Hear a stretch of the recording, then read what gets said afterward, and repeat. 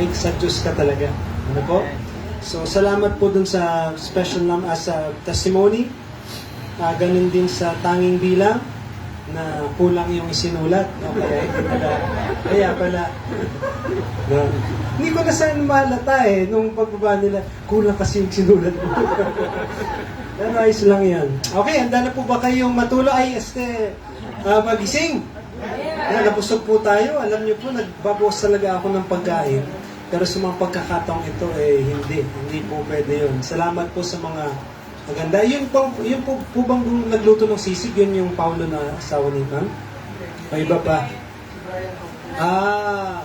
Sabihin ko sana, karagdagang blessing yun na nagsimba pa sila dahil nakaluto pa ng sisig. Pero ibang Paulo po pala yun. Pero gayon pa man, salamat pa rin po. Sabi po ng Matthew chapter 4, ang tao ay hindi nabubuhay sa tinapay lamang, o sa sisig, o sa pansit, o sa gulay, o sa chocolate, no? Kundi sa bawal, o pati graham, isama natin. Pati yung ice cream mamaya, no? Naiuwi na po ba? Ayun, kaya nauwi na sila kasi kakainin nila yung ice cream nila.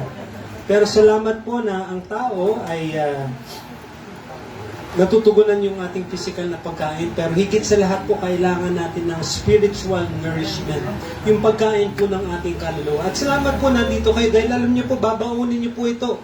At ito pong mapapakinggan niyo at napakinggan na sa salita ng Diyos, babaunin niyo po ito sa linggo na ito, itong week na ito. Ano po? Dahil kakailanganin niyo po yan. Hindi niyo alam kung ano po yung haharapin niyo. Ang sigurado po na ay susubukan kayo. Kaya baunin niyo po ito pong mga napakinggan po natin sa salita ng Diyos. Buksan po natin, tayo lahat sa 1 Kings chapter 17. Inapanin po ito, no? Yung kanina, si Rahab. Okay, dito naman sa 1 Samuel chapter 17, hindi natin alam yung kanyang pangalan, pero siya ay isang ulirang ina rin po. Ano po? 1 Kings. Tama po ba yung nakalagay dyan? Ayun. 1 Kings chapter 17. And siguro basahin natin from verse. Sige, basahin po natin from verse 1 hanggang verse 24. Kasi babalik-balikan din natin yan para minsan na lang pong basa. Basahin po natin ang salitan, para hindi natin masyadong maramdaman yung init. 1 Kings chapter 17 and verse 1. Babasahin ko yung unang talata, kayo yung ikalawa, at salitan po tayo, at sabay-sabay hanggang verse 24. Nandiyan na po ba kayo? Amen. Okay, 1 Kings 17:1. And Elijah the Tishbite, who was of the inhabitants of Gilead, said unto Ahab, As the Lord God of Israel liveth, before whom I stand, there shall not be dew nor rain these years, but according to my word. And the word of the Lord, Get thee hence, and turn thee eastward, and hide thyself by the brook Cherith, that is before Jordan. and it shall be that thou shalt drink of the brook, and I have commanded the raven to feed thee there. So he went and did according unto the word of the Lord, for he went and dwelt by the brook Cherith, that is before Jordan. And the raven drank there, and bread and he drank of the brook. And it came to pass after a while that the brook dried up, because there had been no rain in the land. And the word of the Lord came unto me, saying, Arise, get thee to Zarephath, which belongeth to Zidon, and dwell there. Behold, I have commanded a widow woman there to sustain thee. So we arose and ran to Zarephath, and all the widow woman was there, and he called to her and said, Fetch me, I pray thee, a little water of the vessel, and I may drink. And as she was going to fetch it, he called to her and said, Bring me, I pray thee, a morsel of bread in thine hand. And she said, As the Lord thy God liveth, I have not treated the meal in my belly, and a little water in her thirst. And behold, I garden to sleep, and I may go in and invest it for me, and my son, that he may live and die. And Elijah said unto her, Fear not, go and do as thou hast said, but make me thereof a little cake first, and bring it unto me, and after make for thee and for thy son. For thus saith the Lord God of Israel, the barrel of me shall not cease, neither shall the curse of morning fail, until the Lord sends rain upon the earth. And she went and did according to the saying of Elijah, and she and he and her house did eat many days. And the barrel of meal was not even nearly to the safe with, for like the girl of the Lord, which is saved by Elijah. And it came to pass after these things, that the son of the woman, the mistress of the house, fell sick, and his sickness was so sore, that there was no breath left in him. And she said unto Elijah, Thou man of God, art thou come unto me, O my sin, remembrance, and slay my son? And he said unto her, Give me thy son. And he took him out of her bosom, and carried him up into a loft, where he abode, and laid him upon his own bed. And he cried unto the Lord, and said, O Lord my God, as thou hast wrought evil upon this people, with whom my servant And he stretched himself upon the child 3 times, and cried unto the Lord, and said, O Lord my God, I pray thee, let this child's soul come into him again. And the Lord heard the voice of Elijah, and the soul of the child came into him again, and revived him. And Elijah took the child, and brought him down out of the chamber into the house. And he delivered him unto his mother. And Elijah said, See, thy son liveth. Sabay-sabay po. And the woman said to Elijah, Now by this I know that thou art a man of God, and that the word of the Lord in thy mouth is true. Tayo po'y manalangin. Panginoon, muli kami po ay humihiling sa inyo. Nabuksan po ang aming mga puso't isipan. At yung pong init o antok ay aming pong labanan. Dahil po alam namin na ito pong salita ninyo, na mensahe niyo po na padala sa pamagitan ng inyong lingkod, ay nais niyo pong mapaabot sa inyo pong mga mahal na anak at mahal na mananampalataya. Dalangin ko na Lord, at bigyan niyo po kami ng ibayo at karagdagang lakas, ng gising, ng alertness, Panginoon, upang amin pong matanggap itong pagpapala na inanda niyo sa pamagitan ng inyong salita. Gamitin niyo po muli ang inyong lingkod, itago niyo po sa likod ng pulpito na ito at ng inyong pong krus. Salamat po sa pagkakataon muli. Pagpalain niyo po ang pagbabasa at pangaral ng iyong salita. Sa pangalan ni Jesus. Amen. Amen. Maaari na po kayong umupo. Thank you po. Okay, ito pong nabasa po natin. Isang nanay, hindi po natin alam yung pangalan niya. Ang alam po lang natin, ilang mga bagay, isa po siyang balo. Ano po, di ba yung kapag ikaw ay namamaril, sino bang namamaril dito? Pagka kailangan mong mamaril, kailangan mo ng bala. Di ba? Kapag babae, bala. Pag lalaki, balo. Tama. Hindi pa, mukhang inaantok na. Inaantok na talaga. Ano po? Pero ang alam po natin dito sa babae po na ito, wala po siyang pangalan, hindi po nabanggit.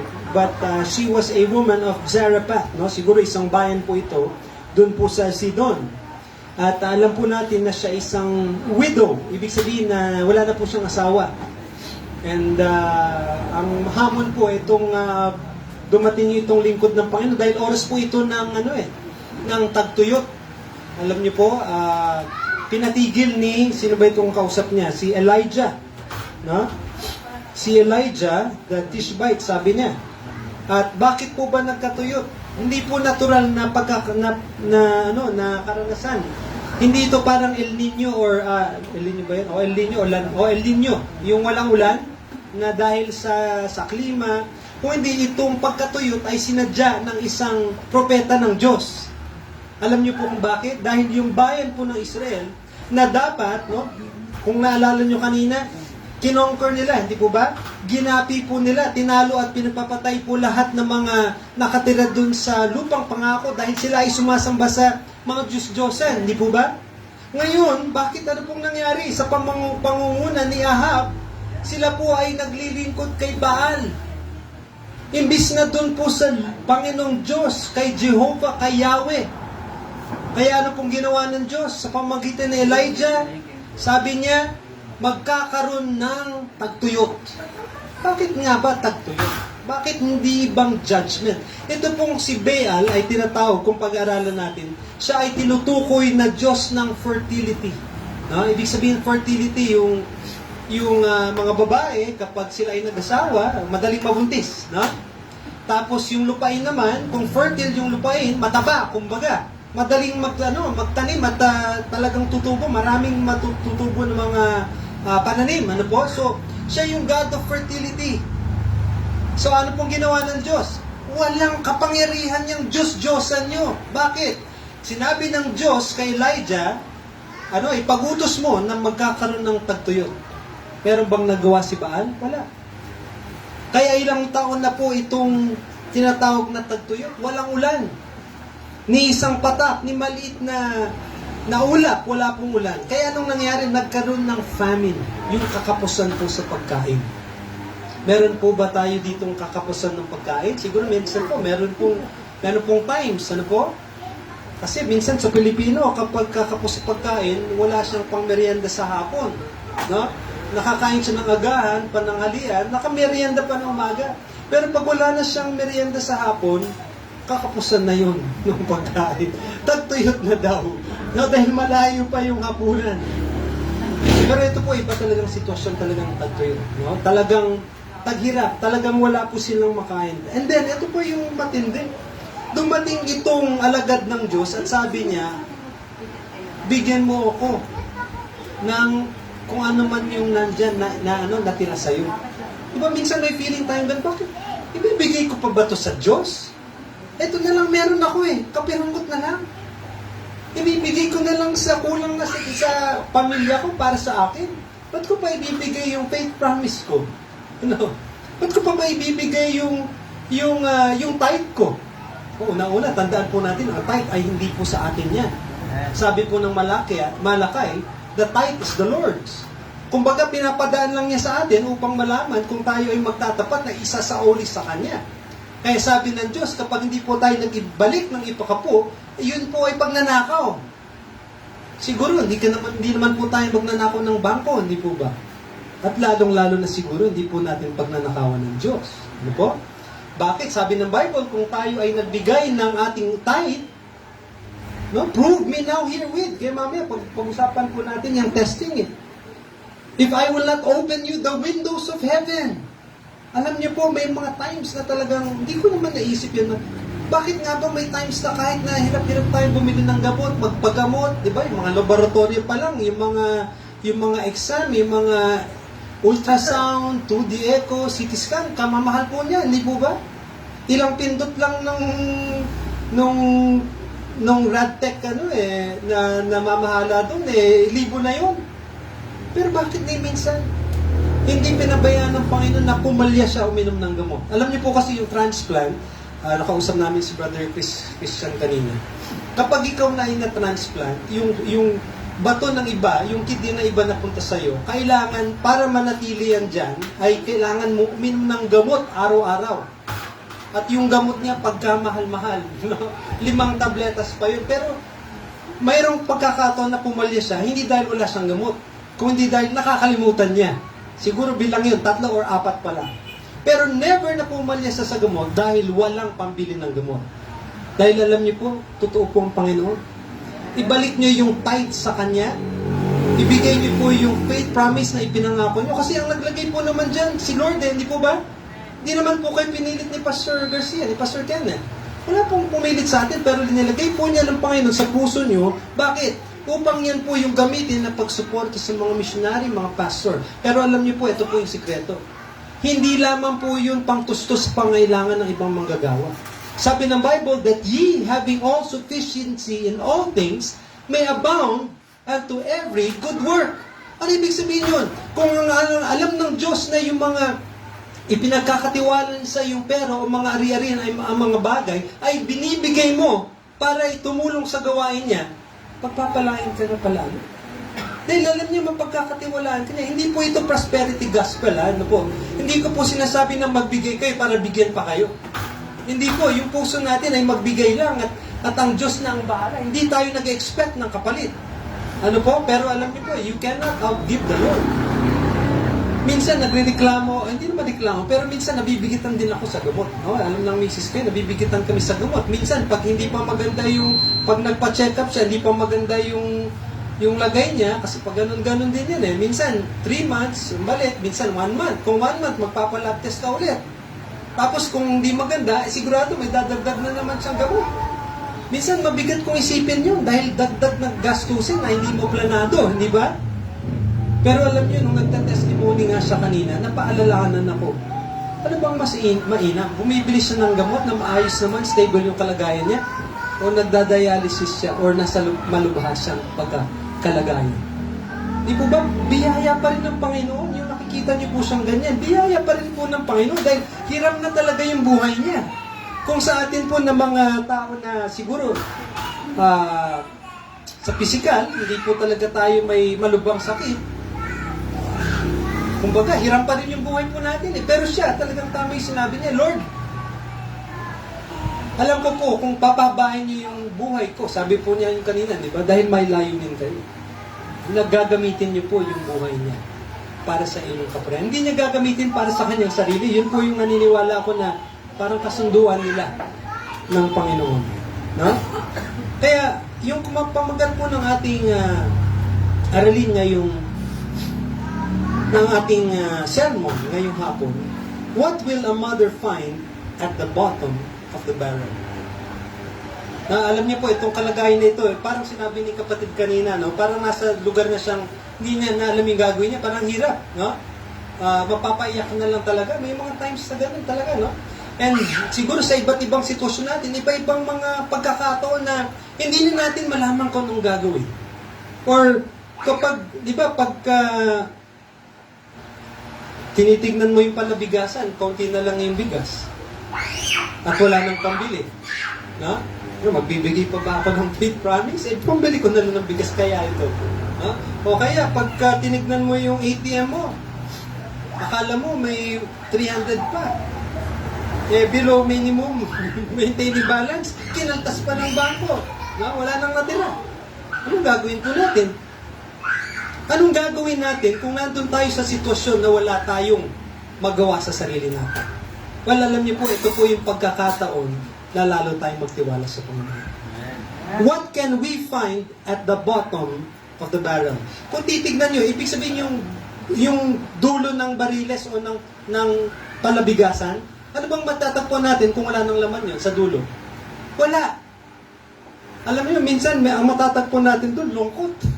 Di ba? Lungkot at sakit ng ulo or yung manglulupay-pay ka, wala ka nang pambili ng bigas. Wala nang ulam. No? Pati yung talbos na tinanim natin, kinuha pa ng kapitbahay. No? Wala na. Alam niyo po, wag po natin kamuhian yung mga pagkakataon na yun. Nung dumating po yung sabi ni Sister Eunice, dumating yung time na 2009 na naglilingkod kami sa Panginoon noon na bilang staff members. No, hindi ko naman po sinasabing kailangan staff member ka muna para maging full-time worker ka. Ano? Ang full-time worker, tatay ka, nagsisimba ka, tumutulong ka sa gawain, full-time worker yan. Nanay ka, pinapalaki mo yung mga anak mo, tumutulong ka sa gawain, sa church, nagpre-pray ka, nagbibigay ka, full-time worker yan. No? Pag naglilingkod ka sa Panginoon, 100% yan. Ano po? Pero alam niyo po, talagang darating yung pagkakataon na susubukan po tayo. Huwag po natin kamuhuyan yun. Sabi namin nung 2009, ang sarap Lord, wala na akong hihilingin pa. Simple lang po pa rin ang buhay namin mula ngayon at lalo na po noon. Lord, wala na akong hihilingin pa. Yun ang panalangin ko 2009. Masayang-masaya na po kami dito. Simple, meron kaming tirahan na pinrovide ng church. No? Teacher kami sa Christian school. Naglilingkod yan, nagbibisita. Pagka Family Sunday o may event sa church or Mother's Day, gagawa kami ng token, ganyan din, no? Mag-iimbita rin kami. Tapos biglang, pagkasabi ko sa Panginoon yun, ilang araw lang, ilang linggo, eto, dumating sa amin. Nagkasakit siya. Sabi ng unang doktor, ay, isang taon ng gamutan lang yan, okay na. lumipas yung isang taon, lumala siya. Lumala po yung kalagayan niya. Binabawasan niya yung pagkain niya, pero habang binabawasan niya yung kinakain niya, lumalakas siya. Yun pala, yung tubig sa katawan niya, pag may problema ka na sa bato, hindi niya na mailabas. Kaya naiiwan sa katawan. So after 1 year na yun, binayopsi siya, meron pala siyang malubhang sakit. Yung bato, pahina ng pahina hanggang hindi na siya gagana. So yun po yung nangyari. Pero alam niyo po, salamat sa Panginoon dahil hindi niya po pinahintulutan na magdamdam kami laban sa Panginoon. Mahirap po yung pinagdaanan, at pinagdadaanan pa. Pero alam niyo po, meron po tayong mga matatagpo ang mga blessing sa mga pagkakataon po yun. Ano po ba? Will we find hopelessness? Wala na, ibig sabihin ba, wala na tayong pag-asa? Despair? Manghihiram ba ako? Yun yung pumapasok sa atin, di po ba kagad? Wala na akong pera, manghihiram? Sabi ng Bible, confidence in an unfaithful man. A man is unfaithful. It's like a broken tooth. Diba? Yung ipin mo na sumasakit, pangkakagat mo ba yan? Hindi, diba? Iniwas mo Habang kinakagat mo, sumasakit lalo. No? Ngayon lang ako nakakita ng patay na masaya. Masaya ang masigla ang musika nila, no? Siguro masaya sila na namatay yung kamag-anak. Ay, hindi naman siguro. Hindi naman siguro. Ano po?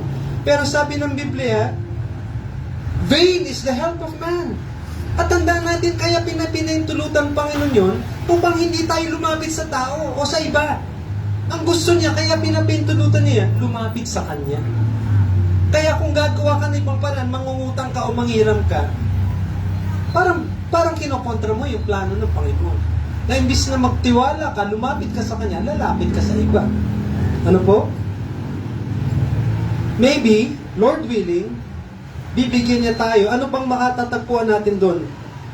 Para mag-quit na tayo? Parang sinabi niya, ito nga yung nakalaan dito sa pagkatulad ng sinabi ng kapatid, mag-quit na ba ako maglingkod sa Panginoon? Mag-quit na ba ako pupunta sa church? Or mag-outreach, tutulong sa gawain? Total, hindi naman ako kumikita dyan Di ba? Sabi nga po namin nung barangay Sunday namin, every Friday po kasi pupunta kami, tsaka Monday, Tuesday, Wednesday, Thursday, Friday, iba't iba po kami makalalakihan sa church. Pupunta kami sa mga detention center, sa mga presinto, no? Sa mga police station. At yung mga nakakulong, nagpre-preach po kami sa biyaya ng Panginoon, ng gospel. Yung mga sa barangay, pinupuntahan din po namin. Yung mga police doon sa police station, pupuntahan po namin yung mga schools. Ano po? So ano ba? Titigil na lang ba tayo doon? Dahil sa pinagdadaanan po natin? Hindi po yun yung layunin ng Panginoon. What will we find at the bottom of the barrel? Ano bang matatagpuan natin pag dumating tayo sa pagkakataon na halos wala, hindi natin alam ang gagawin natin? Anong halimbawa po nitong widow of Zarephath? Ano sabi niya? She will find out that genuine faith will always be tested and verified. Anong natagpuan niya doon sa bariles? Na-realize niya na yung sinasabi niyang pananampalataya meron siya, kailangan pala subukin yun. Ano po? Kung sinasabi natin na meron talaga tayong faith, susubukin ng Panginoon yan. The trial of your faith is much more precious than gold. Diba? Sabi po ng Biblia. Sabi dito po sa James chapter 2 and verses 17 to 20. Punta tayo dyan. Gising pa po ba kayo? Hindi ko natatanungin kung nandyan pa kayo. Wala naman kayo ibang pupuntahan. Di po ba? Ang tatanungin ko na lang kung gising kayo. Kasi kung hindi kayo sumagot, hindi na nga kayo gising. James chapter 2. Tingnan po natin sa James chapter 2 and verse 17. Even so faith, sige po, kahit binabasa ko na po, kung wala pa po kayo dun, puntahan po natin yan, no? Para makita po natin. Baka mamaya, linoloko ko lang kayo yung sinasabi ko dito, dapat makita po natin sa Biblia yan. Even so faith, if it had not works, is dead, being alone. No? Yea, a man say thou hast faith. Kapag sinasabi mo meron kang pananampalataya, at ako naman, meron akong gawa, sabi niya, ipakita mo sa akin ang pananampalataya na sinasabi mo na walang gawa, ako naman ay ipapakita ko ang pananampalataya ko na may gawa. Ngayon, huwag po tayong malito, ha? Hindi ko po sinasabi na maliligtas po tayo sa pamagitan ng pananampalataya at gawa. Hindi po yun ang sinasabi ng Aklat ng Santiago. Ang sinasabi niya po, ang tunay na mananampalataya, napapatunayan yan dahil ang nagre-resulta ay gawa. Ano po? Yan po yung tinutukoy ng Book of James. Thou believest. Kasi tingnan nyo, pagsasalita lang, kung sinasabing naniniwala lang, may halimbawa dito. Yung mga Diablo, yun ang ginamit niyang salita.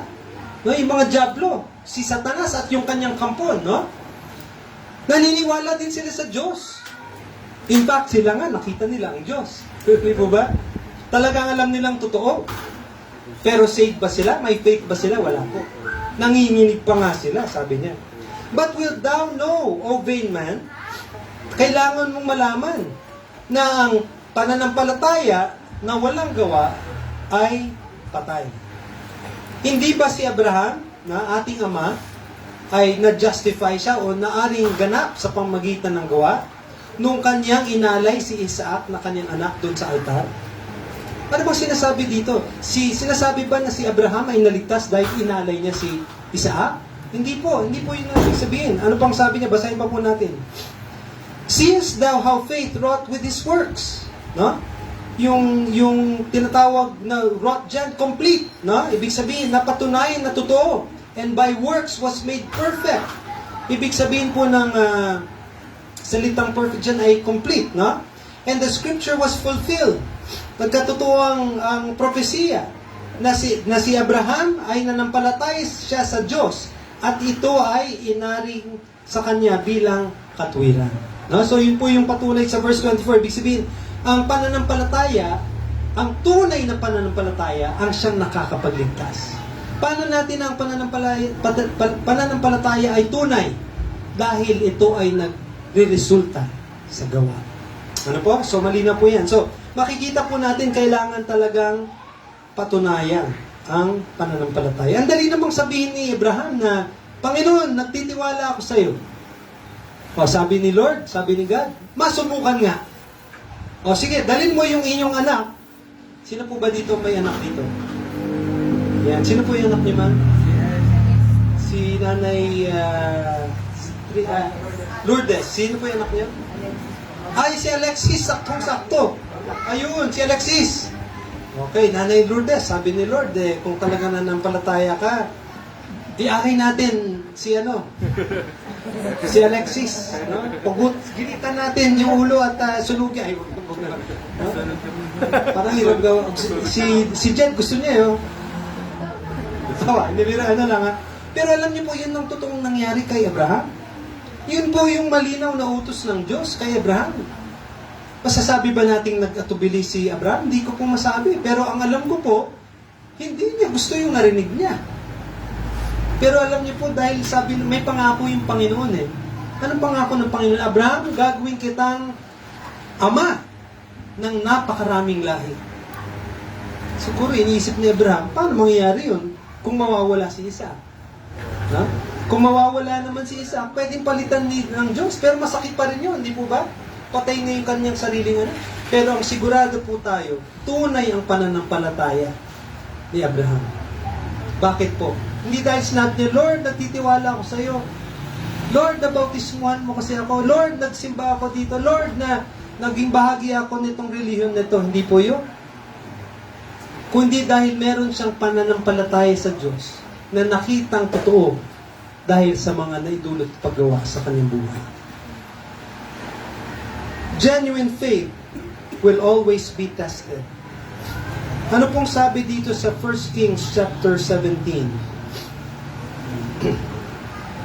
Ano po sabi ng verse, verse 13. And Elijah said, anong sabi ng babae binasa natin kanina?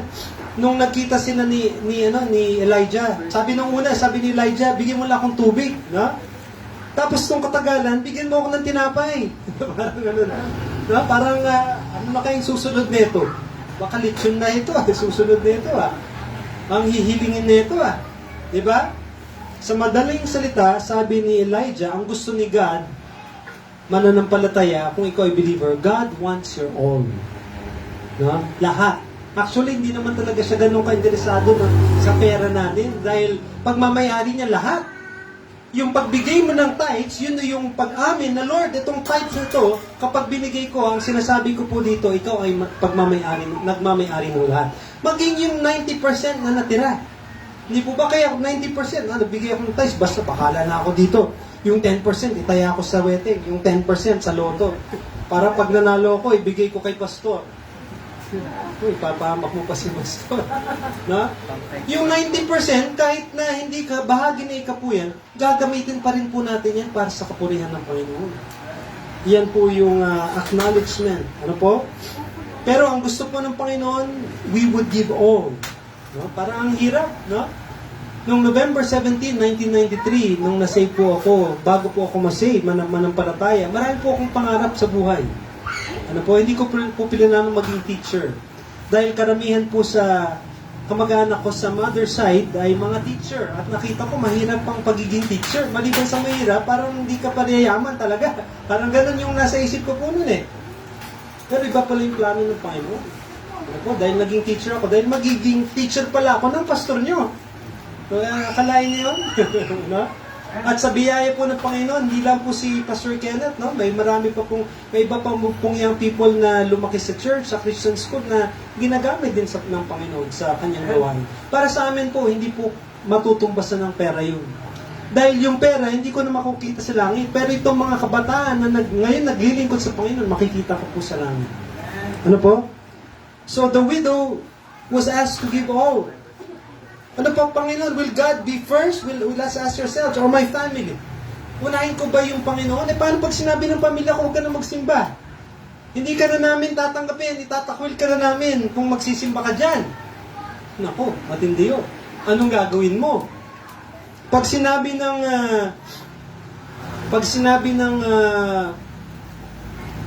trabaho mo, pumasok ka ng Sunday. Total, empleyado ka naman. Wala nga. Diba, nung umpisa siguro, wala naman, nasa kontrata nyo, hindi ka papasok ng Sunday or usapan nyo, pero pag biglang pumasok ka ng Sunday, anong gagawin mo? Siyempre, trabaho ko yun, boss ko yun, susundin ko.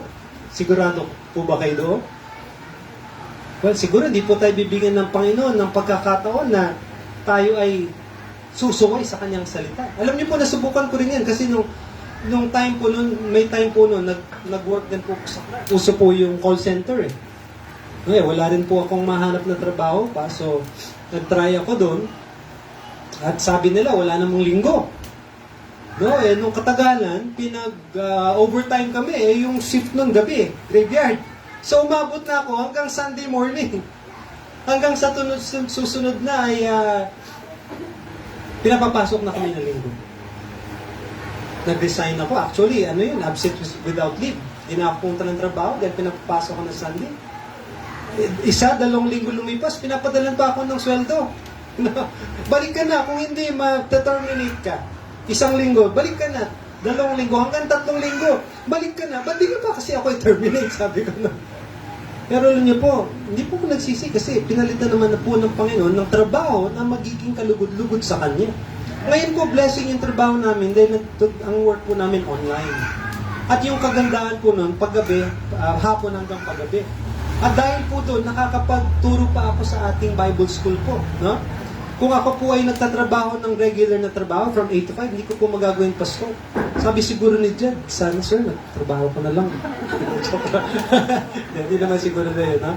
Pero sa biyaya po ng Panginoon, at ginagamit po ng trabaho namin ngayon, bagamat di naman ganun kalakihan ng sahod, pero sapat upang matugunan ang pangailangan naming medikal, physical, financial, at nakakapaglingkod sa Panginoon.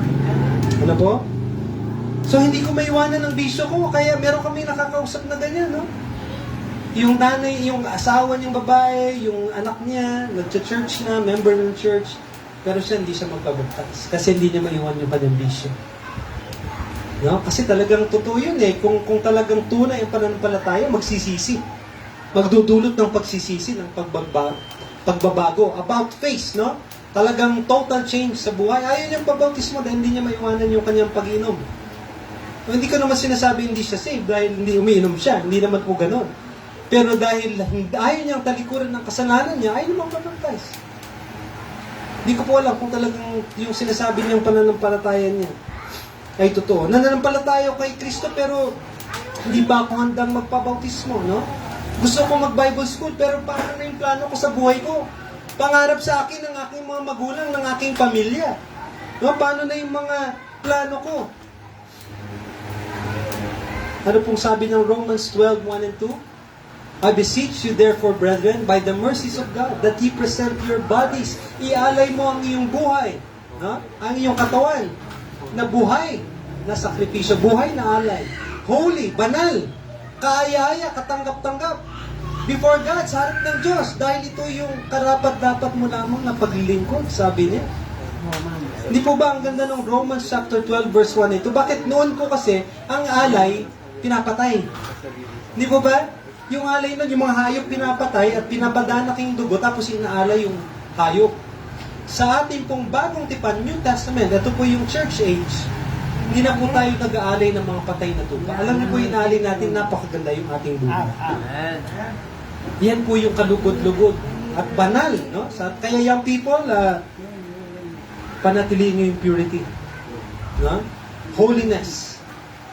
Once you break it, consider it so. Ay, hindi pala yun. Iba pala yun. No? Pag nawala ang purity, kahit anong gawin mo, hindi na mababalik yan.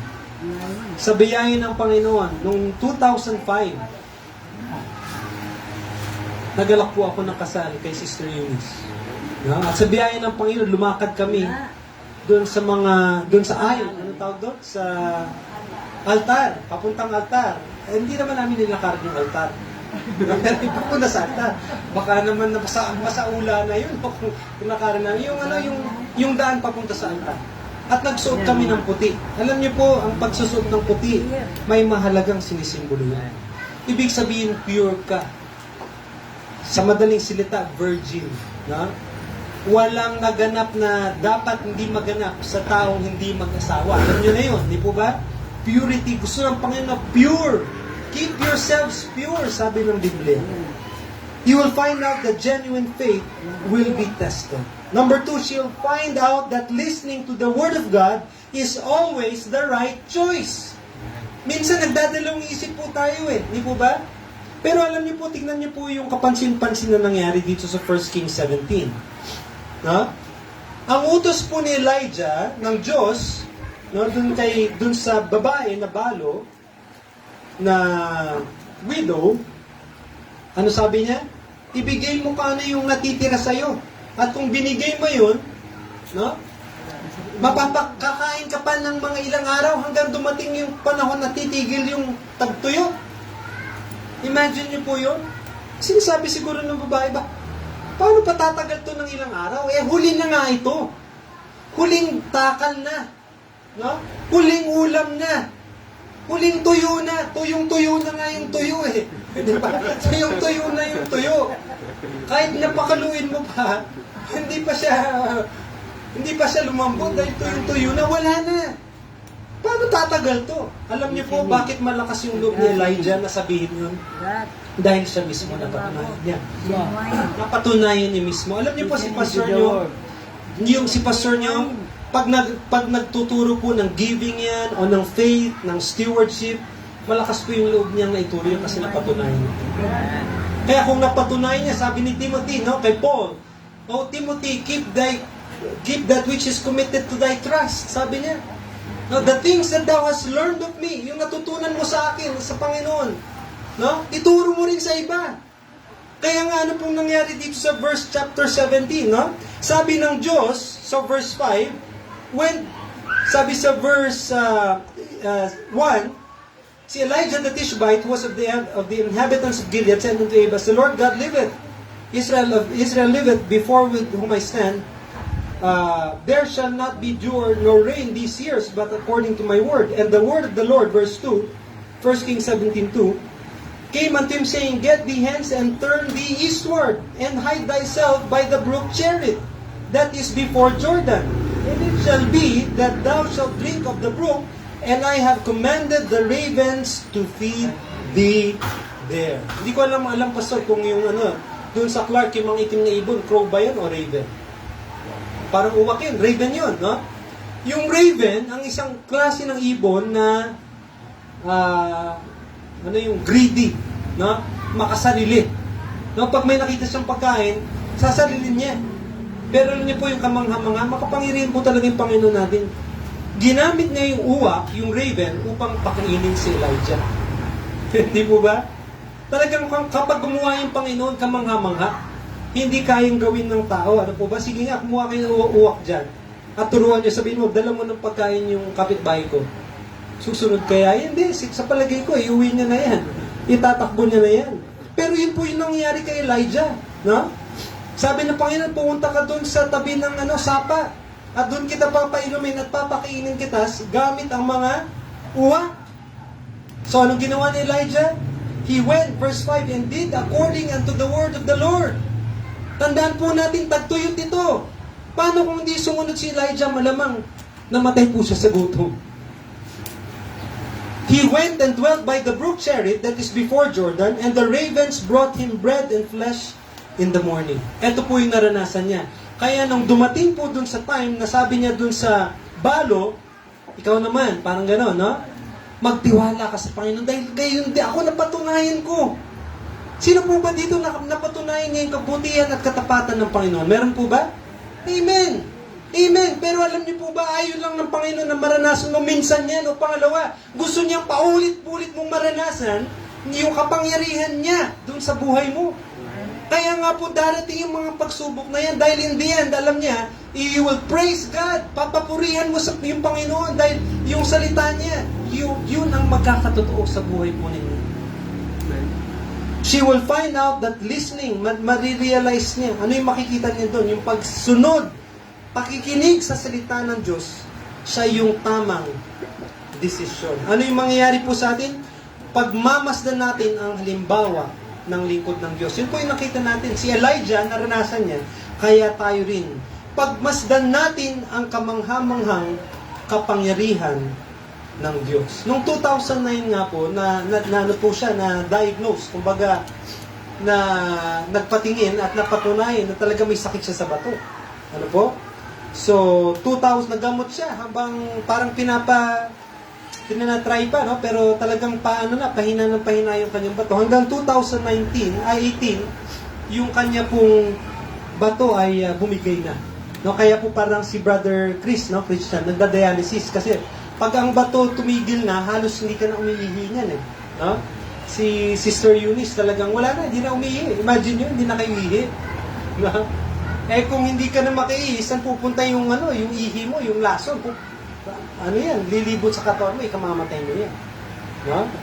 So 2018, nagpe-pray na kami, nagpapatest, nagwo-work up para makapag-transplant siya. Unang candidate, no? Pwedeng maging transplant yung donor, no? Yung tagabigay ng bato, yung kapatid niya. Kasi mas maganda daw kung kamukha eh. Kung nakita niyo yung kapatid niya, parang siya rin na pinaiksila yung buhok. So, magkamukhang kamukha sila, yung ilong, yung pisngi, no? Pati yung smile nila, talagang pag nakita mo sila, alam sigurado mo magkapatid sila. Pero ang nangyari, meron pala siyang pagtaas ng presyon, alta presyon. Eh bawal po yun, kasi yung kidney pala, hindi lang siya tagasala ng dugo, taga-control din siya ng blood pressure. Kaya pag tinanggal mo yung bato, yung nagko-control sa blood pressure ay mababawasan. So, hindi siya pwede. Kaya, test na naman kami ng test. Talagang nawawalan na kami ng pag-asa hanggang sabi ko, ako ba nakaisip? Ikaw ba o ibang tao? Ba't di kaya ako magpa-test? Hindi naman ako kaano-ano. Dapat pinakamaganda kaano-ano. Nanay, kapatid, o pinsan. Eh, hindi naman ako kaano-ano. Mag-asawa nga kami. Hindi kung magkaano-ano kami, hindi naman kami pwede yung mag-asawa dapat. Pero parehas po yung blood test namin, ay blood type. O plus. Hindi yung cellphone, yung dugo yun. Ano po, may O plus pa ba? Wala na. No? So, parehas kami ng blood type. So, yung tinest kami. And sinabi, no? 3 test yun, pastor. 3, kahit isa lang pumasa, pwede na. Yung una, bagsak. Pangalawa, bagsak. Pero sa biyaya ng Panginoon, pangatlo pumasa. At doon po talagang parang mawawala na rin kami ng pag-asa. Pero simula po yun, nung pumasa yung test, At naihanda na, no, yung PhilHealth nga, nakatulong din. Tapos may ang daming nagbigay ng mga kapatiran. Sa ibang bansa, nananalangin ka pa. Tapos yung sabi niya nga, may mga Kristiyano na kapwa naming mananampalataya, hindi talaga sila mapanalangin nun. Pero dahil may malasakit sila kay Sister Eunice, natuto silang manalangin. Alam niyo po, meron pong isang matanda doon, 85 years old na siya ngayon, o magna 90 na. Si Ma'am Camacho, Pastor. 80 plus na. Nung panahon na yun, mga 75 na siya. At makikitrabaho pa yun. Para lang konting meron siyang, halos sakto lang nga yung binibigay niya. Pero alam niyo, nung nagkasakit si Ma'am Eunice, magbibigay siya kahit 100 lang, 50 pesos, eto, idagdag mo sa pambili niyo gamot. Talagang mamamangha ka. Hindi naman namin, parang ayaw nga namin tanggapin. Pero alam niyo po, sabi nga, yun po yung pagpapalain ng Diyos, yung maliit na bagay na binibigay natin. Alam niyo po, yun po yung talagang, kung si Sister Eunice, yun po yung, sabi niya, dahilan niya na kung, hindi po ganito hindi po niya sinabi nga, Lord, babain mo yung buhay ko, paglilingkuran kita. Hindi yun. Mali po yun, ha? Mali po yun. Parang, kung hindi mo ako pinagaling, hindi kita paglilingkuran. Parang gano'n yung sinasabi mo kay God. Na, Lord, kaya mo po akong pagalingin. Kaya niyo pong pagalingin ng misis ko. Pero pagalingin niyo man siya, hindi, maglilingkod kami. Pagalingin niyo man po siya, hindi, mamahalin pa rin po namin kayo. Hindi po tayo nagbibigay ng kondisyon, nilalang lang po tayo. Diba? Sabi nga po ng Psalms ba yun? Tayo ay yung clay. Siya yung butter. Diba? Tayo yung hinuhulma. Diba yung mga base, yung mga banga, yung mga palayok at yung mga paso? Hindi naman yung sinasabi, bakwing yung pagkagawa mo sa akin. Ulitin mo, idiretso mo naman, hindi. Nandun lang tayo sa kamay niya, kung anong gusto ng Diyos, pwede niyang gawin sa atin. At wala tayong karapatan magreklamo o manumbat sa Kanya dahil nilalang lamang po niya tayo. Bawat kung anuman kabutihan, pagpapala na tatanggap po tayo, biyaya lamang po ng Diyos yun sa atin. At maging mapagpasalamat po tayo. So alam niyo po, totoong-totoo yung sa Romans 12:1, present your bodies as a living sacrifice. Dalawang bagay po natin makikita yun. Yung pagkagamit niya doon ay verb, ibigay mo, ialay mo. Ha? At pwede rin natin i-apply yun yung present now. Di ba? Huwag na natin pintayin na, kapag gumanda-ganda yung trabaho ko, tsaka ako maglilingkod. Pagtapos na ako ng pag-aaral, pag wala na yung problema ko na ito, no? Kapag nangyari na sa akin to, doon ako maglilingkod, magpakatapat, wag mo nang antayin yun. Baka hindi dumating yun, kapatid. Ngayon na. At sabi nga ng Proverbs, wag mong ipagmalaki ang bukas. No, huwag mong sasabihin, gagawin ko ito bukas. Dahil wala kang kapangyarihan, wala kang control sa bukas.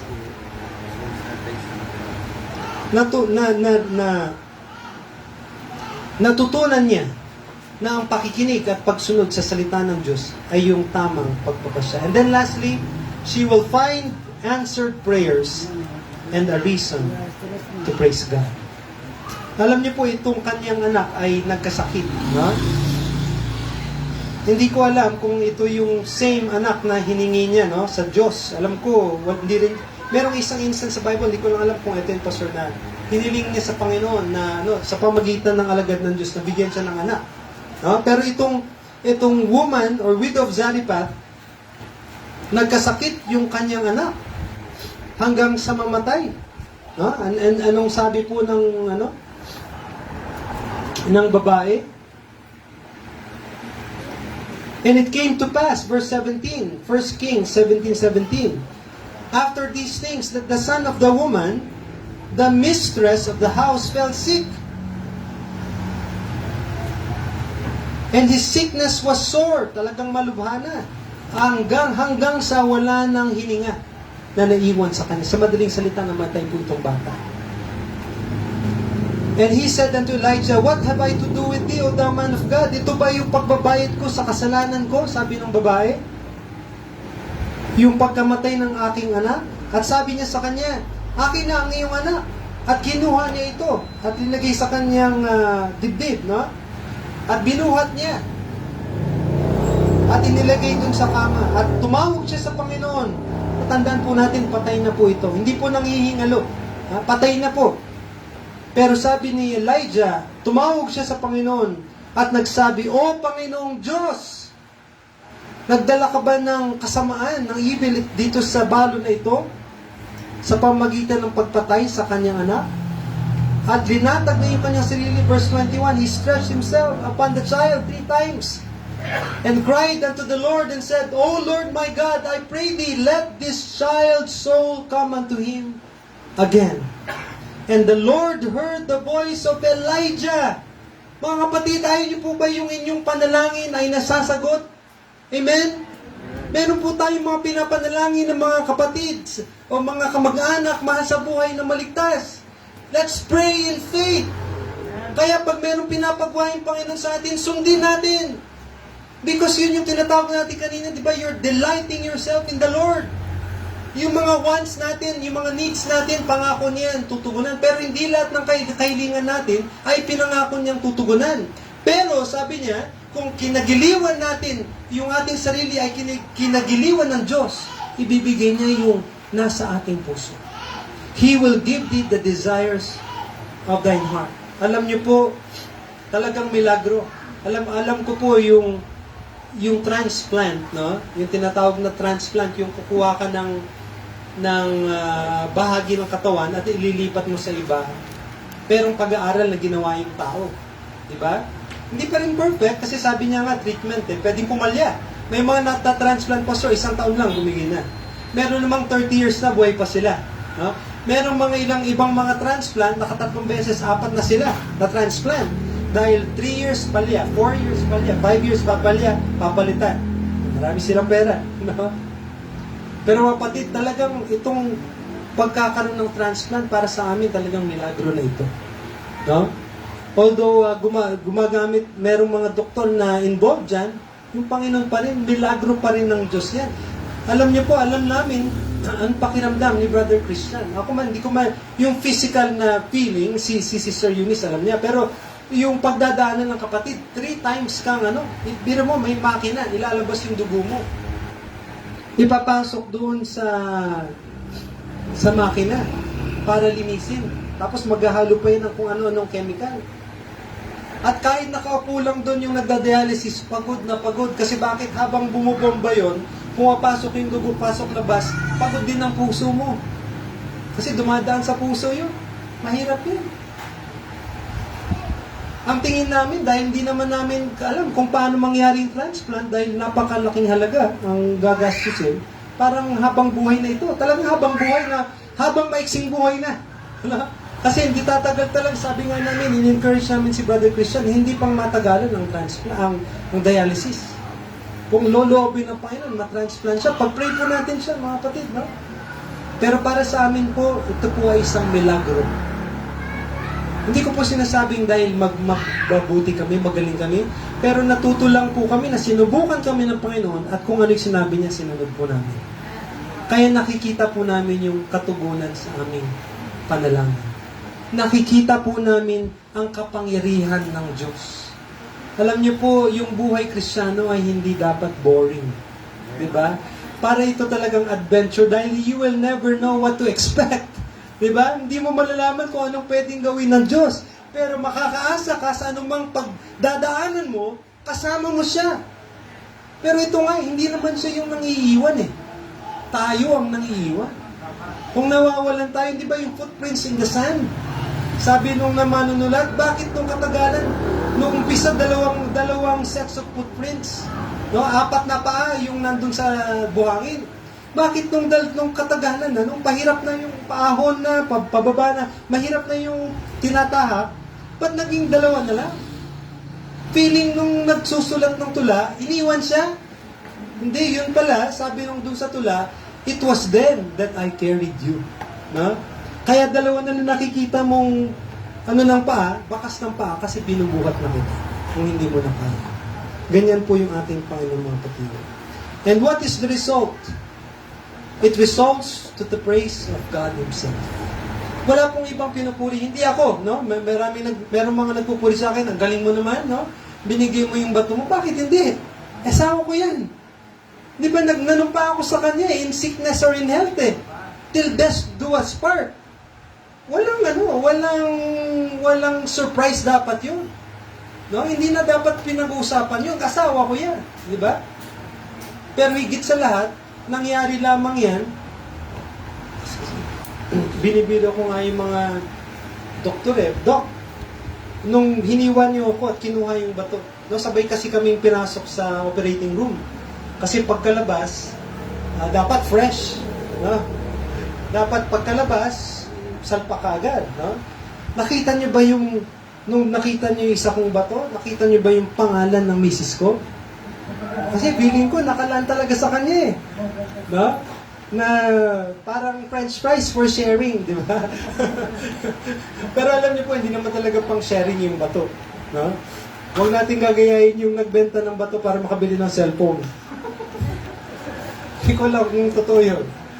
No? Pero siguro, pag naluman na yung cellphone mo, pati isang bato mo, bumigay na. No? Pero mga kapatid, ito po ay magre-resulta sa pagpupuri sa Diyos at pagpupuri sa Kanyang salita. Ini-imagine ko lang, ano po, dito po tayo mag-set. Every time na makita nung balo na yun, yung kanyang anak, nabuhay na buhay. Ano po kayo naalala niya? Hindi siguro yung, sa palagay ko, hindi niya naalala yung ano eh.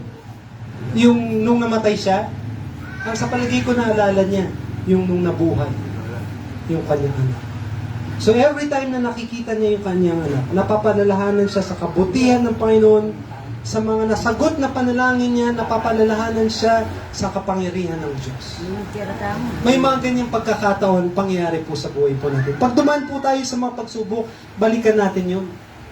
Minsan kasi mga hinaharap natin ngayon, maliliit na lang kumpara dun sa pinagdaanan natin dati. At pag nangyari yun, sabihin natin, kung yun nga, tinulungan ako ng Panginoon, nakaraos ako. Ito pa kaya. Hindi naman natin nagmamalaki na kaya natin. Hindi. Ibig sabihin, my grace is sufficient for thee. Diba? For, sabi dun sa Corinthians, your strength, my strength is made perfect in your weakness. Yung kapangyarihan ng Diyos sumasagana dahil mahina ka. Ano po? Doon sumasagana yung biyaya ng Diyos, yung lakas ng Diyos, kapag inaakon natin sa sarili natin. Helpless tayo. She will find answered prayers and a reason to praise God. So, nasubukan na ba ang iyong pananampalataya? Tandaan nyo, susubukan yan. Sir, nasubukan na po. Ilang beses na. Susubukan pa ng Panginoon yan. Ihanda mo na yung sarili mo. Susubukan niya na yan. Kaya anong dapat? Diba? Para yung faith ay malakas, ina-exercise. Diba? Kung hindi mo ina-exercise yung iyong muscle, hindi lalaki yan, di ba? Yung iba sa atin, ang malaking muscle dito. Kasi gano'n. Malaking muscle dito. O kaya dito. Pero seriously, kung gusto mong tumatag ang iyong faith, you exercise your faith. Paano yan? Isa yun, yung faith promise natin. Ha? And then, kung nag-invite ka, nag-outreach ka, paano ma-exercise yung faith? Lord, yung binigyan ko po ng tracts na yun, si tatay ganito, si nanay ganyan, yung batag nangangalang ganito, Lord, binigyan ko ng tracts, binigyan ko ng invitation, dalhin niyo po sila sa church bukas. Yun po yung faith. Lord, clinic-claim ko yan. Lord, gusto ko next year, magbigay pa ako lalo sa missions dahil gusto ko pang madagdag yung mga local pastors, yung mga foreign pastors. Yan yung ating faith. Ini-exercise yan para pag dumating yung panahon ng pagsubok, mas matatag po yan. Ikaw ba ay nakikinig sa salita ng Diyos? Ibig sabihin, pinipili mo itong sundin kaysa sa advice ng kaibigan mo, ng kamag-anak mo, mahal sa buhay. Baka mas nakikinig pa po tayo sa kanila minsan, di po ba? O kaya sa ating pong mga sariling karanasan, yung mga karanasan dati. Makinig po tayo sa salita ng Diyos dahil ito po yung palaging tamang choice. And then, yung ating panalangin, napakasarap na makita na sinasagot ng Panginoon at nagbibigay po tayo ng papuri sa Kanya. Panginoon, salamat po muli sa pagkakataon na ito. Yes, Lord, challenge po ang makinig sa iyong salita sa ganito pong oras ng hapon na kung saan ay inaantok po, madaling antukin, madaling makatulog. Pero Lord, salamat po na nasustain niyo po ang inyong pong mga anak. Salamat din po Lord sa burden ni Pastor Kenneth and ni Ma'am Renalyn na mataguyod po yung mission po dito sa San Simon. Lord, dalangin ko, sanang nakita na nila na resulta, kapiranggot po lang po ito ng inyo pong pwedeng gawin sa gawain po dito, Lord. I-increase niyo po yung faith ng hindi lamang sa kanila, kung hindi ito pong mga kapatiran dito po sa San Simon. Salamat po, Lord, sa opportunity po na ito. Amin pong alalahanin po ito na bilang masayang alaala na naging bahagi kami minsan sa isang Mother's Day, sa isang event ng Christ Saves Bible Baptist Mission. Pagpalain niyo po sila, ang kanilang mga gawain, madagdagan pa po yung mga sasama sa visitation, outreach, tracts giving, sa mga paanyaya papunta sa church, yung mga kapitbahay nila, mahal sa buhay, o ano mang hindi nila kilala, kahit hindi nila kilala, ay kanila pong anyaya. Salamat po sa kabutihan niyo, Lord. Kayo po siya magpala sa hapon na ito sa pangalan ng Jesus. Amen. Sige po, tayo po tayong lahat. Habang nakapikit ang mata, nakayokong puno. Kumusta po tayo bilang nanay? Pinagtitiwalaan ba natin yung Panginoon? Sama na rin po natin yung tatay. Kung merong problema, yung Diyos ba yung inihilingan natin ng tulong? O kaagad-agad kung sino yung mauutangan natin o sino yung mga bagay na makakatulong po sa atin. Kumusta po ba tayo sa ating pananampalataya sa ating Panginoon? Pinagtitiwalaan po ba natin siya ng buong buo? Pag nagtitiwala tayo sa sarili nating kakayahan, tandaan niyo po kamukha ng widow woman. Hindi po niya kaya sa sarili niya paraan na i-provide yung pangangailangan po ng kanyang pong pamilya. Inuna niya yung Panginoon at ang Panginoon yung naging bahala sa kanya. Sana po yung bawat isa dito napapatunayan po natin yon. Na kapag inuna natin yung Panginoon sa buhay natin, lagi po mayroong pagpapala dyan. Patunayan ko na rin po yan. Patunayan na namin po yan. At kung napatunayan nyo kami, kahit minsan nakita nyo po na hindi po kami naghirap, tapos pinagpala pa kami ng Panginoon, at hindi nyo rin po subukan para magawa natin the best natin sa Panginoon at papakita ng Panginoon yung buong pagpapala niya po sa atin. Huwag po tayong maging kontento dun sa kapiranggot na pagpapala. Minsan po, nagbigay ka na ng konti sa Panginoon, tapos pinagpala ka niya ng konti, okay ka na dun eh. Kami maging kontento po dun. Ibigay natin yung dapat para sa Panginoon at yung Panginoon yung parang pahala po sa atin. At yung buhay po natin, kanina po sinabi, yung kumusta po ba? Sino po na ba natin yung buhay natin sa Panginoon? Binigyan na ba natin yung buong buo sa Kanya? Tandaan niyo po, mauuna tayo bago siya.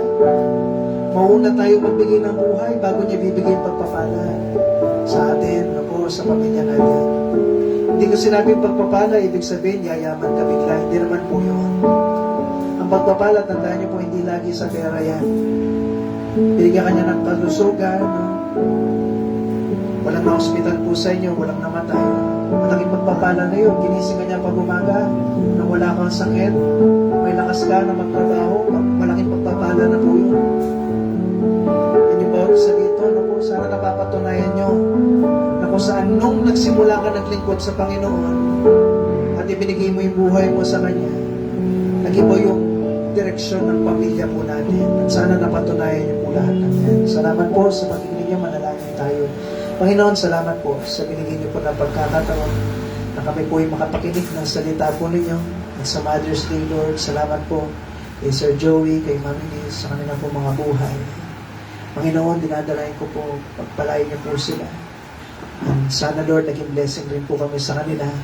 Tulungan niyo po, Panginoon, na bago kami maghiwalay ay yung mga pagpapalang ito, may baon po namin sa aming pong buhay Kristiyano, na makita po namin yung mga biyaya na nanggaling po sa inyong mga nakita namin sa mga buhay ng mga iba't ibang tao, na maging ito po ay encouragement sa amin na makapaglingkod pa po lalo po sa inyo.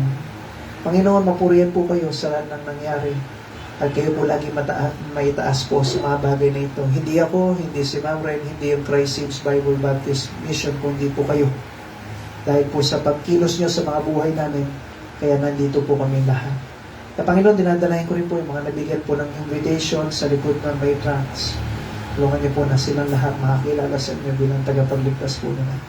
At Lord, dinadalahin ko rin po yung mga nanay na nag-stay. Pagpalain niyo po sila. Ipakita niyo, Lord, na mas pinagpapala ang mga tao po na nagbibigay po ng oras po sa inyo. Purihin po kayo, Lord, sa lahat ng bagay po na ito. At dinadalahin ko sa bigay ng pangalan, sa pangalan ni Jesus.